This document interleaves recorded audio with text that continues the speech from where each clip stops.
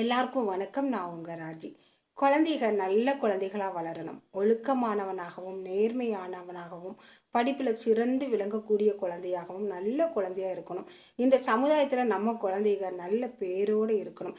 எந்த வம்பு தும்புலையும் மாட்டிக்கூடாது, எந்த பிரச்சனையிலும் மாட்டிக்கூடாது அப்படிங்கிறது தான் நம்ம ஒவ்வொரு பெற்றோருடைய ஆசையாக இருக்கும். அதாவது நம்ம குழந்தை நல்ல குழந்தையாக இருக்கணும், நல்லா படிக்கணும், அவன் ஒழுக்கமானவனாக இருக்கணும் அப்படிங்கிறது தான் நம்ம ஒவ்வொருவருடைய ஆசையாக இருக்கும்.